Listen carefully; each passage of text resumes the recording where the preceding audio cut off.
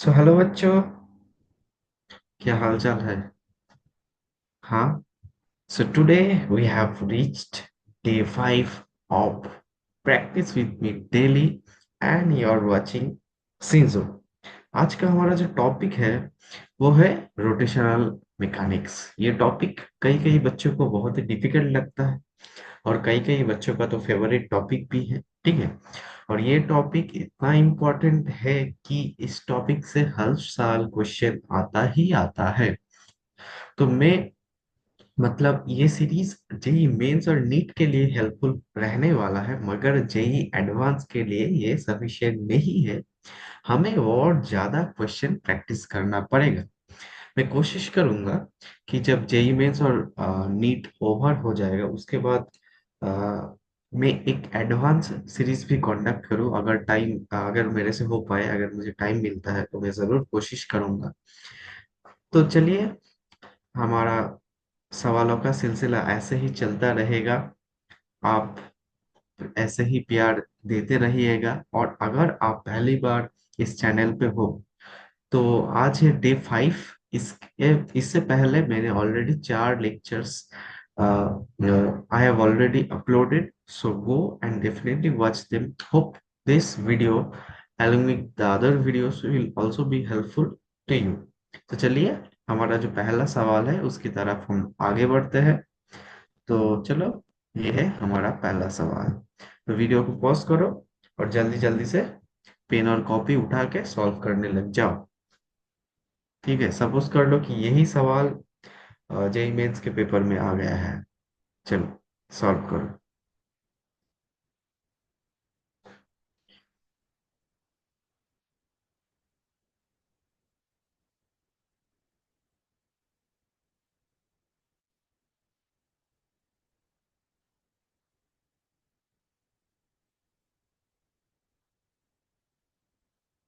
हो गया? हो गया, सॉल्व हो गया।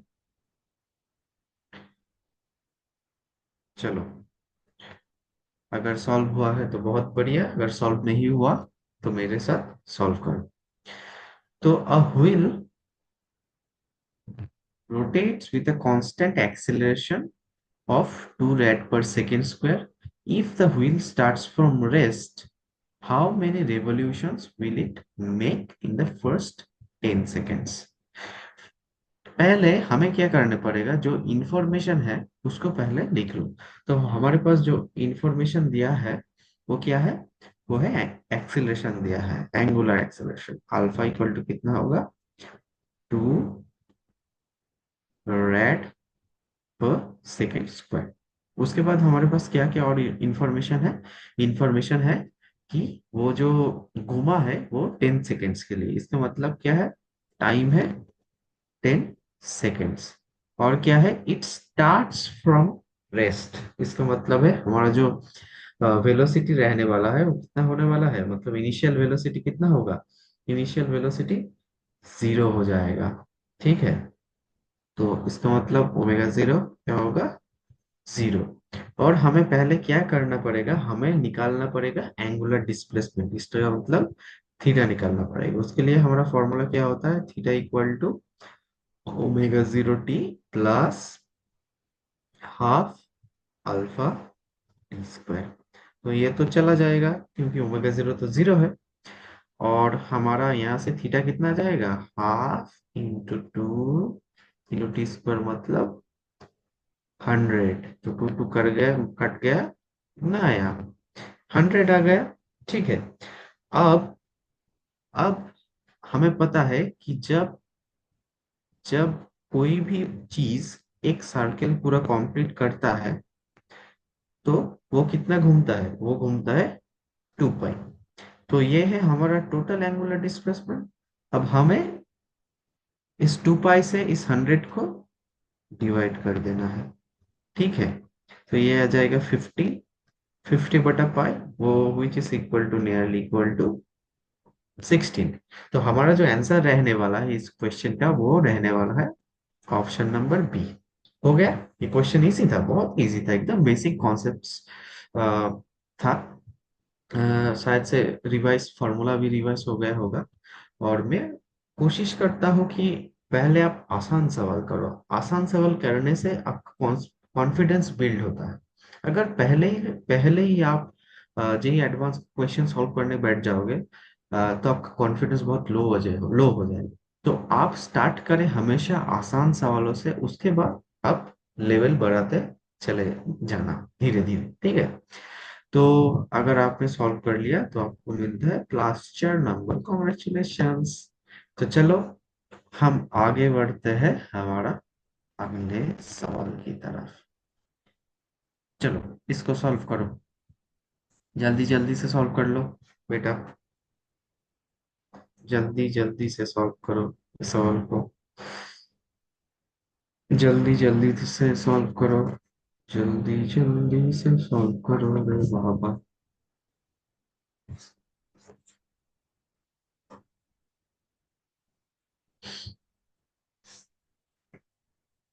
कि बेटा अभी मैच देखने मत बैठ जाना, ठीक है। इंडिया तो अच्छा परफॉर्म कर ही रहा है वर्ल्ड कप, मतलब वर्ल्ड कप तो नहीं, ठीक है।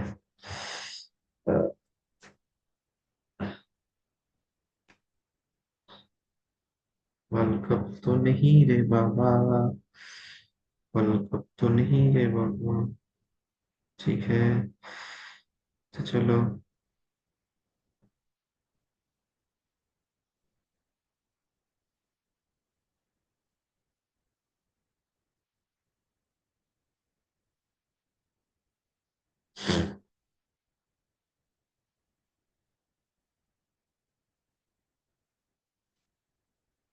वर्ल्ड कप तो नहीं है रे बाबा, ठीक है। वर्ल्ड कप तो नहीं है रे बाबा। ये क्या कहेंगे कि ये सर तो कुछ नहीं जानते क्रिकेट के बारे में, वर्ल्ड कप ही कह दिया। चलो कोई ना, अगले सवाल की तरफ बढ़ो। सवाल इम्पोर्टेंट है और कुछ भी इम्पोर्टेंट नहीं है अभी अभी, ठीक है। तो इस सवाल में जो कहा गया है वो देखो, two identical pairs each of mass 1.2 kg and radius 10 centimeter are fixed at the ends of a rod so that the separation between the centers is 50 centimeter. Find the moment of inertia of the system above the perpendicular of the rod. अच्छा, ठीक है, बहुत बढ़िया, अच्छा सवाल है। लेकिन हम तो ठहरे आईआईटीएन, हम तो सॉल्व भी कर देंगे। हाँ, सभी लोग आईआईटीएन है ना?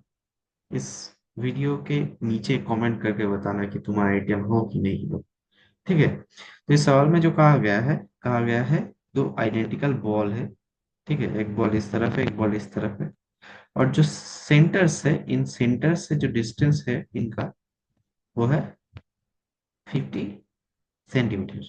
तो हमें निकालना पड़ेगा find the moment of inertia of the system about the passing through the rod, मतलब ये जो रॉड है उसका जो मिडिल पॉइंट है, उसके मिडिल पॉइंट से हमें मोमेंट ऑफ इनर्शिया निकालना पड़ेगा। तो इन बॉल्स का जो मास है वो है 1.220 kg, और जो रेडियस है वो है 10 सेंटीमीटर, ठीक है।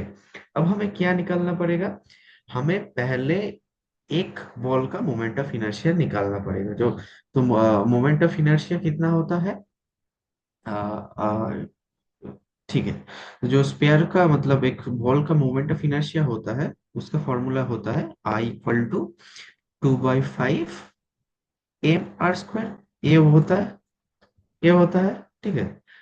आर को आप कैपिटल में भी लिख सकते हो। इरेजर आ जा रे बाबा, इरेजर आ गया, नहीं आया, इरेजर आया, ठीक है। आर को आप थोड़ा कैपिटल में लिख लो, तो mr²। तो यहाँ से कितना आ जाएगा? यहाँ से अगर आप वैल्यू निकालोगे तो आ जाएगा 2/5 into M is 1.2 into R is 10 centimetre. तो 10 सेंटीमीटर को हमें मीटर में कन्वर्ट करना पड़ेगा, वो होगा 0.1 का होल स्क्वायर। तो ये आ जाएगा आपका 4.8 इंटू 10 टू द पावर, शायद से कितना आएगा, 10 टू द पावर -3 आएगा, 10 to the power -3 kg per metre square, kg kg metre square, ठीक है। तो ये आ जाएगा। इसके बाद हमें इस एक्सिस के अबाउट क्या लगाना पड़ेगा? हमें लगाना पड़ेगा, हमें क्या लगाना पड़ेगा, कौन सा थ्योरम लगाना पड़ेगा? यहाँ पर परपेंडिकुलर एक्सिस थ्योरम लगेगा या पैरेलल एक्सिस थ्योरम लगेगा? जल्दी से बताओ। यहाँ पर लगेगा पैरेलल एक्सिस थ्योरम, ठीक है। पैरेलल एक्सिस थ्योरम, तो अगर हम पैरेलल एक्सिस थ्योरम लगाएंगे तो उसका फॉर्मूला होता है I centre of mass plus, क्या होता है बेटा? I centre of mass plus m d square, ठीक है। ये हो जाएगा एक बॉल का सेंटर ऑफ मास इस एक्सिस के अबाउट, मतलब जो एक्सिस इस रॉड के एकदम बीचों बीच से पास करता है, ठीक है। तो हमने आईसीएम तो आई सेंटर ऑफ मास तो निकाल लिया, ये आया 4.8 इंटू 10 टू 3। तो हम इस वैल्यू को पुट कर देंगे into 10 to the power -3 plus M कितना है 1.2, और ये जो डी है, ये डी होगा कितना?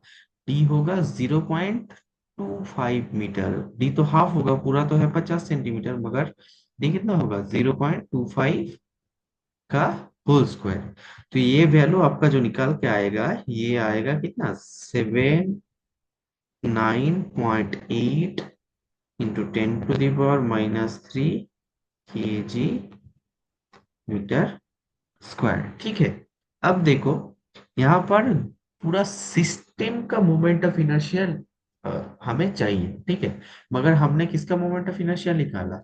हमने सिर्फ एक बॉल का मोमेंट ऑफ इनर्शिया निकाला।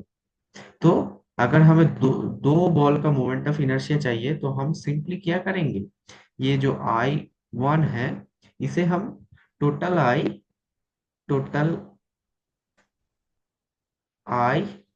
ऑफ सिस्टम कितना आ जाएगा? 2 into 7 9.8 into 10 to the power -3। तो ये कितना आ गया? ये आ गया 0.160 मीटर स्क्वायर। तो हमारा फाइनल जो आंसर है वो ये है। तो कैसा लगा सवाल? अच्छा था ना? तो ये है हमारा आंसर। जिन लोगों ने सॉल्व किया है क्लास चार्ज नंबर। चलो चलो, आगे बढ़ते हैं। और सिंजो के बारे में थोड़ा कहना चाहता हूँ। तो ये वेबसाइट मैंने बनाया है, sinzo.co.in। सिंजो का फुल फॉर्म है साइंटिफिक इनोवेशंस नर्चरिंग जेनिक अपॉर्चुनिटीज। तो मुझे .com तो डोमेन नहीं मिला, पर कोई ना, मैंने .co.in ही खरीदा। बस यहाँ पर आपको सारे नोट्स मिल जाएंगे। मैंने अभी तक अपलोड नहीं किया, मगर मैं कोशिश करूंगा कि मुझे सारे पीडीएफ जल्दी से जल्दी मिल जाए और मैं आप लोगों के लिए अपलोड कर पाऊँ। तो चलिए, बिना बकवास हम अगले सवाल की तरफ आगे बढ़ते हैं, अगले सवाल की तरफ, ठीक है। तो ये है हमारा अगला सवाल। तो जल्दी से जल्दी इसको सॉल्व कर लो बेटा।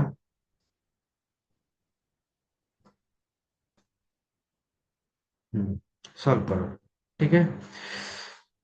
जल्दी से जल्दी सॉल्व करो, ये सवाल को सॉल्व करो, बिना वक्त गवाए सॉल्व करो। ये इंटरेस्टिंग सा सवाल रहने वाला है, सॉल्व करो। ये प्योर रोलिंग का कॉन्सेप्ट है शायद, हाँ, इंपॉर्टेंट कॉन्सेप्ट है प्योर रोलिंग का कॉन्सेप्ट।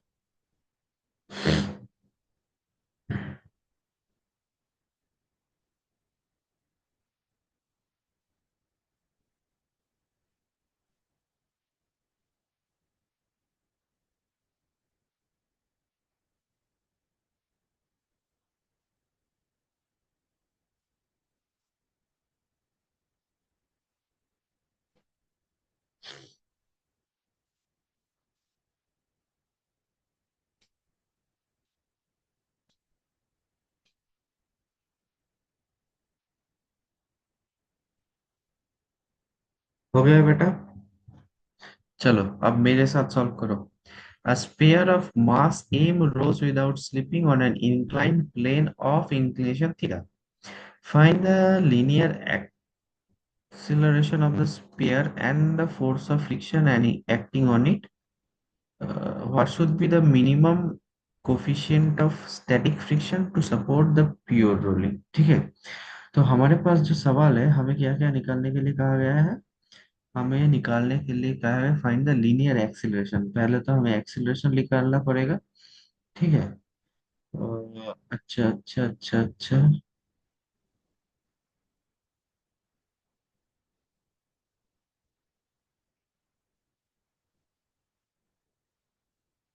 हम्म।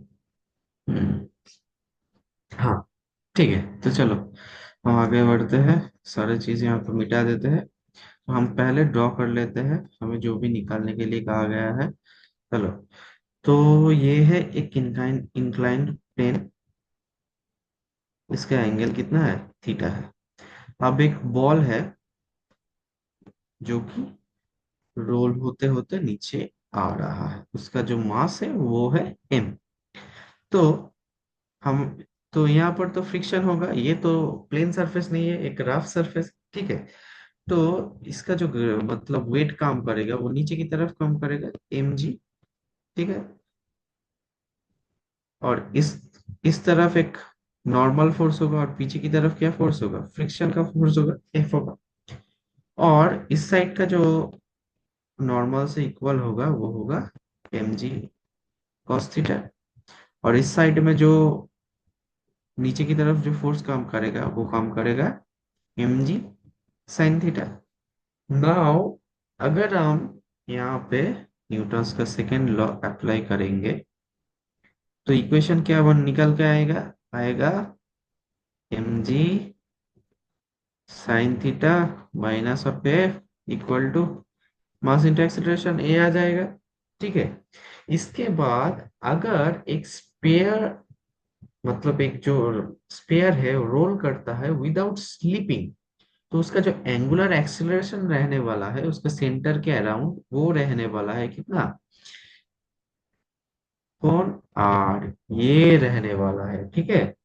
उसका जो एक्सीलरेशन रहने वाला है वो ये रहने वाला है। अब द इक्वेशन क्या निकल के आएगा, about the centre of mass equation निकल के आएगा F into R equal to I alpha. ठीक है। ठीक है। ये निकल के आएगा, ये किसका इक्वेशन है, टॉर्क। ठीक है, फोर्स इंटू परपेंडिकुलर डिस्टेंस, ये आया, which is equal to I alpha. तो F into R equal to I कितना आएगा, आई आएगा 2/5 m R square a upon R. तो यहाँ से हमें एफ का वैल्यू कितना निकल के आया, एफ का वैल्यू निकल के आया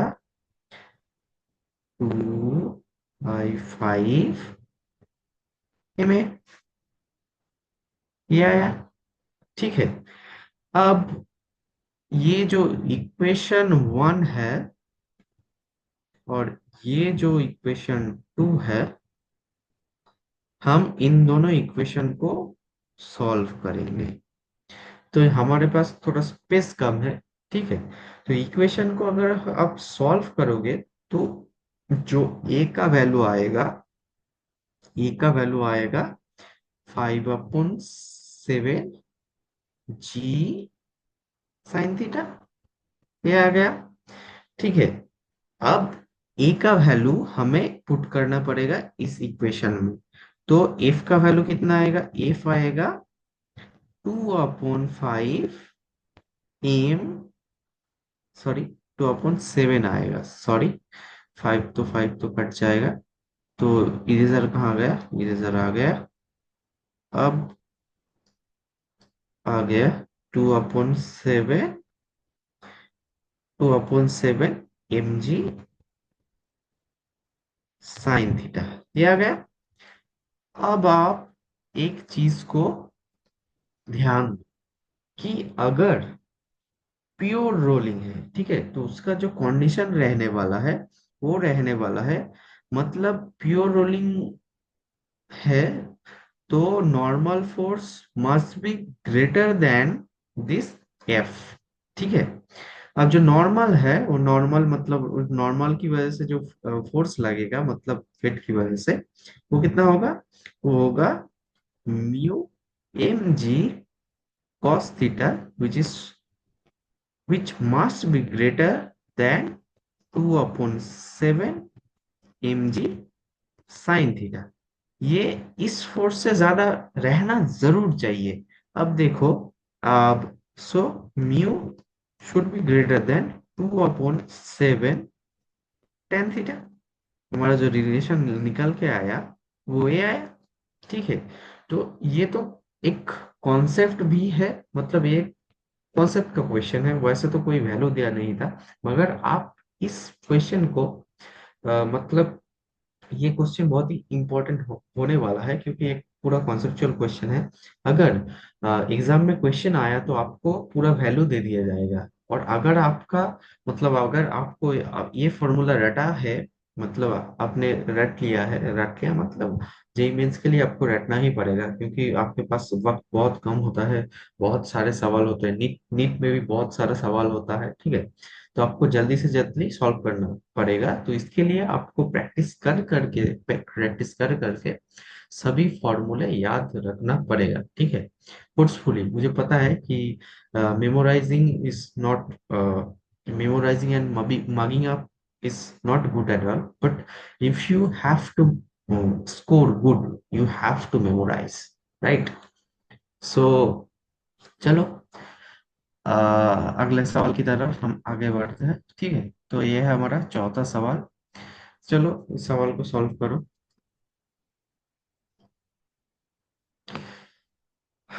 हाँ, द मोमेंट ऑफ इनर्शिया हो गया। तो चलो मैं भी सॉल्व करता हूँ आपके साथ। The moment of inertia of a uniform rod of 0.5 kg and length 1 metre is एटो। अच्छा, मतलब जो मोमेंट ऑफ इनर्शिया है वो है, तो वो कितना है? Moment of inertia, I equal to 0.10 kg per metre square, ये इंफॉर्मेशन दिया हुआ है। और उसके बाद जो मास है वो है 0.50 केजी। तो हमें निकालना पड़ेगा find the distance of the line from the middle point of the rod.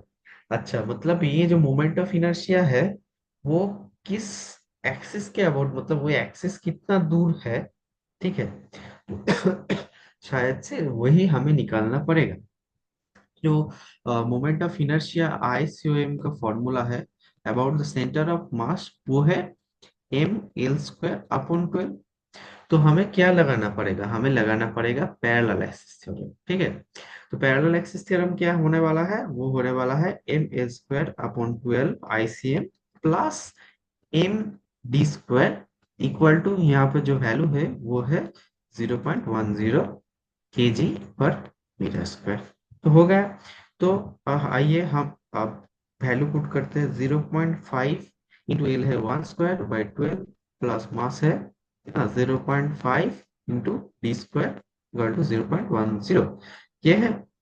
तो यहाँ से जो डी² का वैल्यू निकल के आएगा वो आएगा लगभग 0.118। ठीक है, और डी इक्वल टू क्या आएगा? 0.342 मीटर। ठीक है, मैंने ये वैल्यू ऑलरेडी कैलकुलेट करके रखा है, आप परेशान मत हो। आपके एग्जाम में इतना टफ कैलकुलेशन जो कि आप मतलब कैलकुलेट ना कर पाओ, ठीक है, ऐसा नहीं आएगा। और अगर आया तो आपके पास एक वर्चुअल कैलकुलेटर होगा जेई मेंस में, उससे आप सॉल्व कर सकते हो। लेकिन नीट में मतलब कैलकुलेशन इतना टफ नहीं आता है। ठीक है, कैलकुलेशन सिंपल आता है। कॉन्सेप्ट तो आप कॉन्सेप्ट इंपॉर्टेंट है, मतलब ये जो कॉन्सेप्ट है यही इंपॉर्टेंट है। ठीक है, तो अगर आपका आंसर ये आया 0.34, तो option C is the correct option. तो चलो हम आगे बढ़ते हैं हमारा फाइनल और आखिरी सवाल की तरफ। ठीक है, तो ये है हमारा आखिरी सवाल। तो बेटा सॉल्व कर लो जल्दी से ये सवाल को।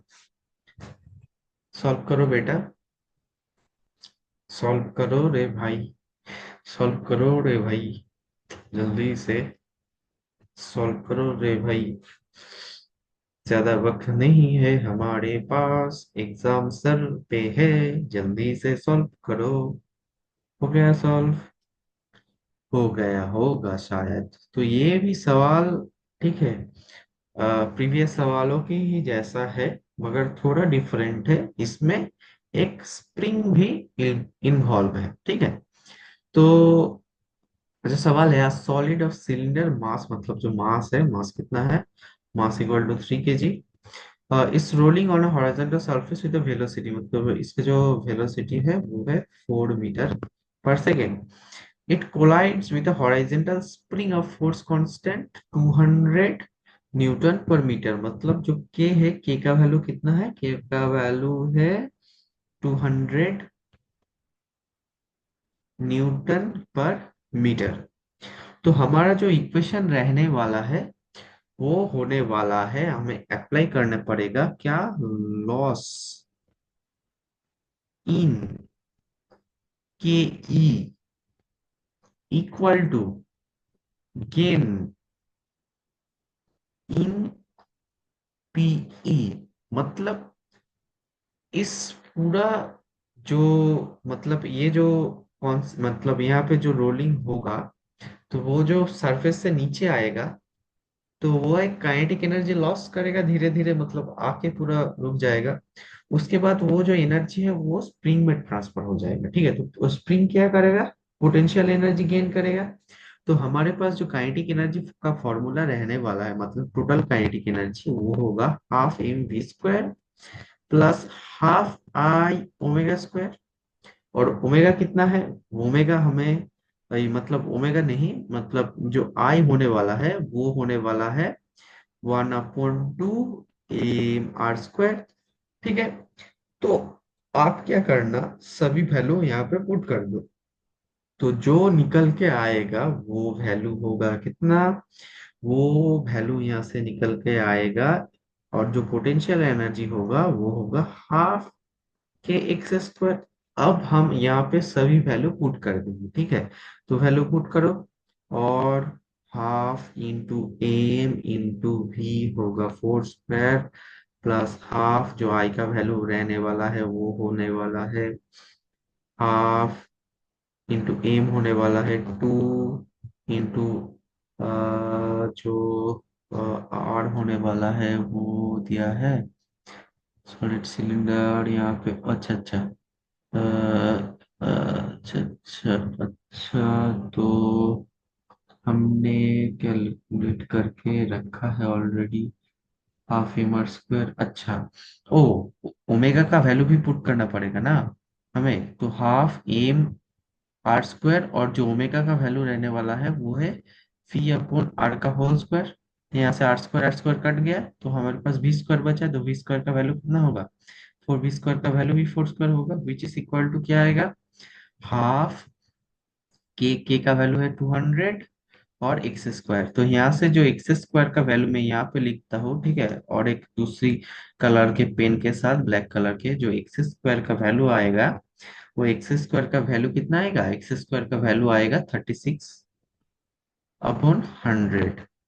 तो एक्स का वैल्यू कितना आएगा, 6/10, which is equal to 0.6 metres. तो हमारा जो वैल्यू निकल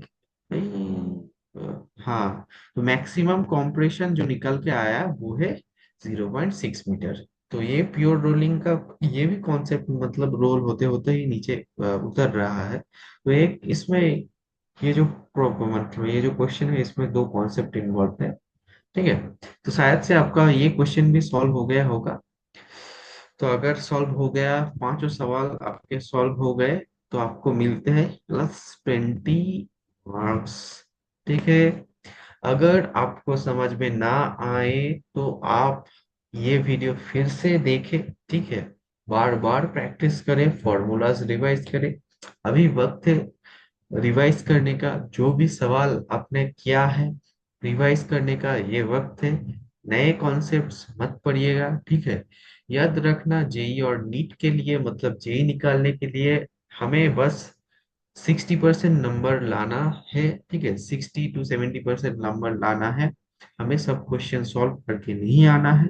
हमें ओवर कॉन्फिडेंस में नेगेटिव, मतलब क्वेश्चन गलत करके नहीं आना है।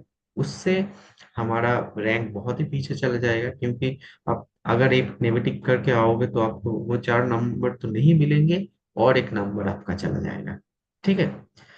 तो हम आ गए हैं डे 5 के एंड पे। तो ये हूं मैं, अब देख लो, ये हूं मैं। ठीक है। सो थैंक यू मेरे साथ। अगर आप लास्ट तक ये वीडियो पे पहुंच गए होंगे तो आपको बहुत बहुत बधाई। आपने शायद मैंने कोशिश किया आप लोगों को कुछ सिखाने के लिए। और आज के लिए इतना ही। Thank you. Signing off. Bye bye. Have a great day. All the best for your exams. Bye bye. Signing of.